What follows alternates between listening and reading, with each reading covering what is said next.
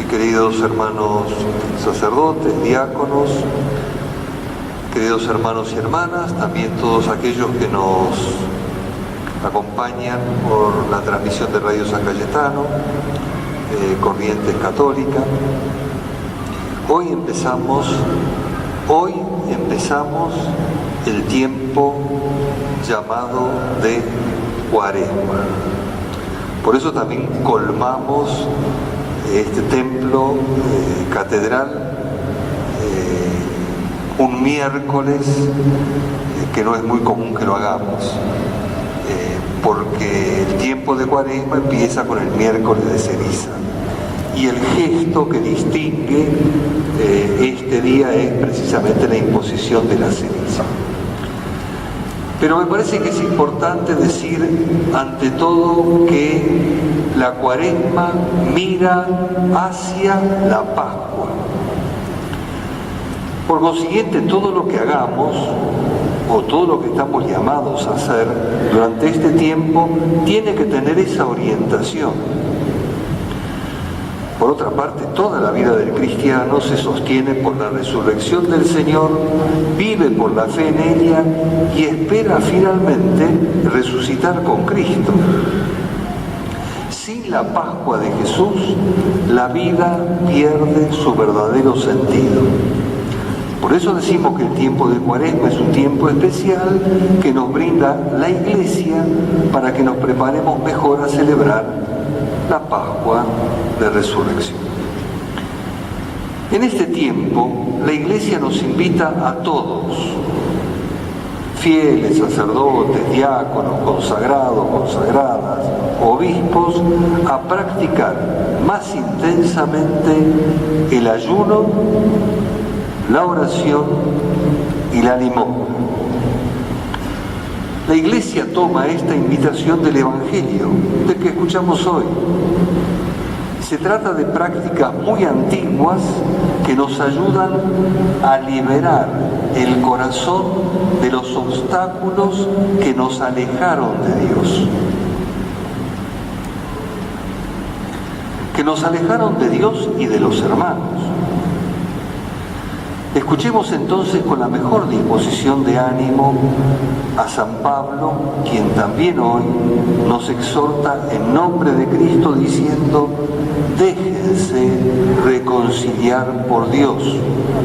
Y enseguida, como para que no dejemos escapar esta oportunidad, nos advierte que este es el tiempo favorable. Este es el día de la salvación. Podríamos preguntarnos cuáles son los obstáculos que nos alejan de Dios y de los demás, de nuestros hermanos. Es una pregunta que nos debemos hacer todos. Una pregunta que exige ante todo una respuesta individual. Nadie la puede responder por otro. Es necesario preguntarse cuáles son los pecados habituales que me alejan de Dios y me aíslan de los demás. Pero también debemos discernir cuáles son las situaciones de pecado que sostenemos con nuestra falta de responsabilidad en cumplir nuestras obligaciones sociales, ciudadanas. ¿De dónde proviene ese desorden y quién lo provoca?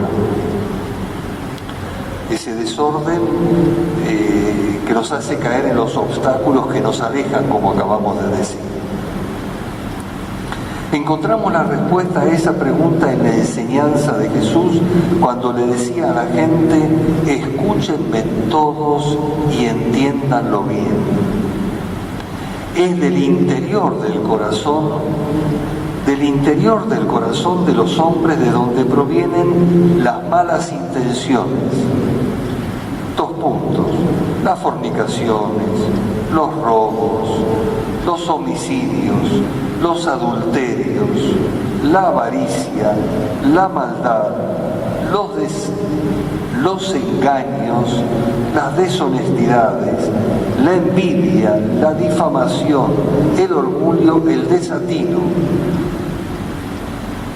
Esto es una enumeración de obstáculos que nos alejan de Dios y de los demás, puestos en boca de Jesús.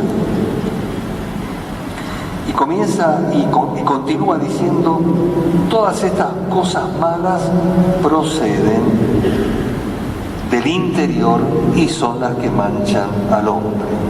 Entonces, la última raíz de los males, aún de los males sociales que vivimos hoy, hay que buscarlos en el corazón de los hombres, porque es de allí donde se origina el alejamiento de Dios y de los hermanos. La otra pregunta que es importante hacerla es decir, la segunda parte de la pregunta que ya nos hicimos, ¿quién provoca ese desorden? O mejor dicho, ¿quién es el autor del pecado? Si el pecado crea confusión, mentira, división, el que lo provoca es el gran mentiroso, el que engaña, el maligno, el demonio, o como quiera que se lo llame. ¿Cómo se lo descubre? Es decir, ¿cómo lo descubro en mi vida, presente, actuando en mi vida? Por las consecuencias que deja a su paso, por las consecuencias que deja de su modo de proceder. Seduce con apariencias y falsedades y termina logrando su cometido cuando el hombre se convierte en vanidoso y soberbio. Dice el Papa Francisco en su mensaje para la Cuaresma, la apariencia esconde un vacío interior. La apariencia, el aparentar, esconde un vacío interior. La vida del que aparenta está prisionera de la exterioridad, de la dimensión más superficial y efímera de la existencia. Hasta ahí lo que dijo el Papa. En consecuencia, el pecado, sea este personal o social, nos hace vivir en la falsedad, en la apariencia, en la mentira, es decir, nos engaña haciéndonos creer que eso es lo mejor. El peligro que entraña la apariencia adquiere formas culturales propias en las diversas épocas. Ya conocemos las adicciones clásicas, ¿no?, que nos hacen creer que ese es el camino de la felicidad.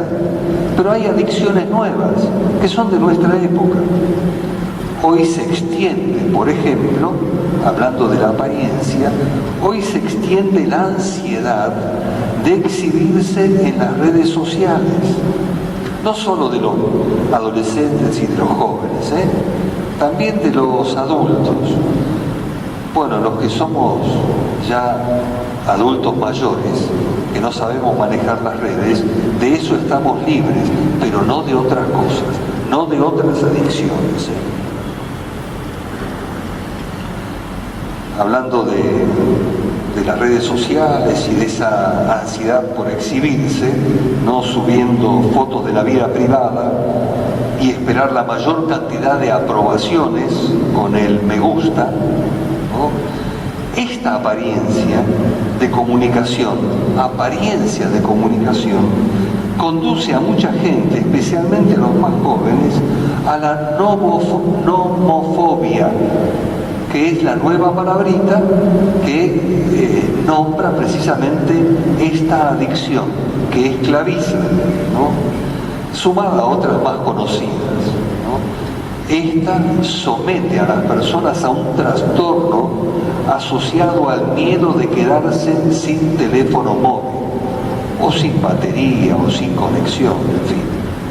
Por eso en muchas partes se recomienda, como respuesta al ayuno que pide Jesús, abstenerse del celular si éste se ha convertido en un instrumento, mejor dicho, si éste se ha convertido de un instrumento de comunicación entre las personas a un tirano que somete y esclaviza y termina enfermando a la gente. Otro modo de caer en las redes engañosas del maligno es el amor a las riquezas, inducida por la codicia. La codicia corrompe el corazón y deteriora los vínculos con los demás.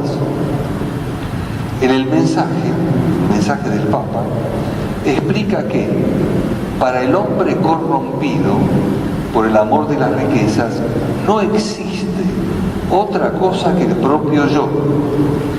Y por eso las personas que están a su alrededor no merecen su atención. El fruto del apego al dinero es una especie de ceguera. El rico no ve al pobre hambriento, llagado y postrado en su humillación. Hasta ahí el Papa.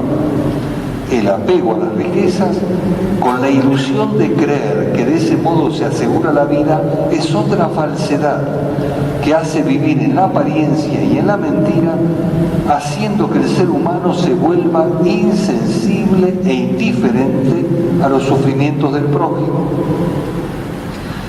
Por eso Jesús recomienda, es una recomendación antigua, además de la sabiduría del Antiguo Testamento, y de la sabiduría y de la mejor sabiduría de todas las culturas de la humanidad. La ventaja que tenemos nosotros, que esta propuesta viene de labios de Jesús, es decir, de parte de Dios, quien nos creó y nos conoce. Vale la pena dejarse llevar por esta palabra, de iluminarse por esta palabra, empezando este tiempo de penitencia cuaresmal. Entonces, Jesús recomienda como ejercicio saludable para el espíritu y para el cuerpo la limosna. Pero la limosna, en su sentido original, significa piedad, compasión, misericordia, es decir, todo lo que comúnmente entendemos por limosna. Es ponerse en el lugar del otro, es acercarse, es compartir su condición precaria y su penuria. La advertencia de Jesús es, también en estos casos, sobre la enfermiza tendencia de exhibirse al dar limosna o el ayudar a los demás, ¿no? Tengan cuidado. Cuando des limosna, es decir, cuando tengas gestos de generosidad, no lo vayas pregonando delante de ti, como lo hacen los hipócritas, para ser honrados por los hombres. Les aseguro que ellos ya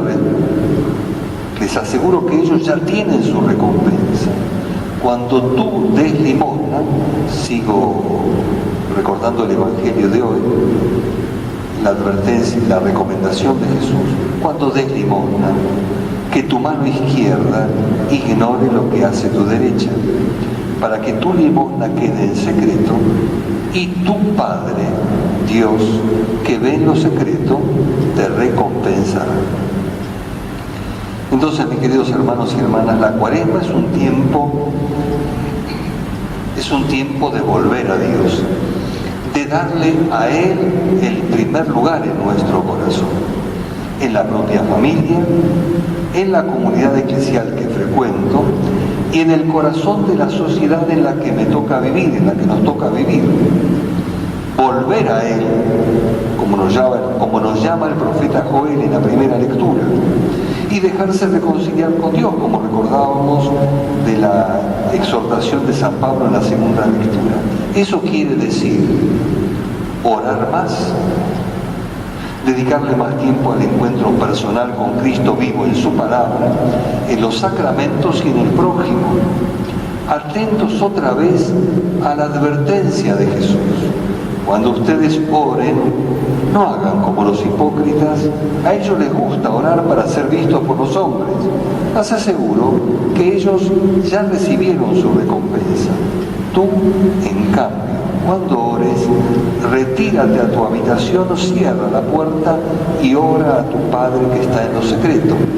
Y tu Padre, que ve en lo secreto, te recompensará. Que este tiempo cuaresmal entonces nos acerque más a Dios, nos renueve interiormente y nos prepare a vivir la Pascua del Señor, que también es nuestra Pascua. Al mismo tiempo, atentos a las ocasiones que se nos presentan, para que también otros, mediante nuestro testimonio y tal vez también con nuestra palabra, se reconcilien con Dios y con los hermanos. Y así sea. Amén.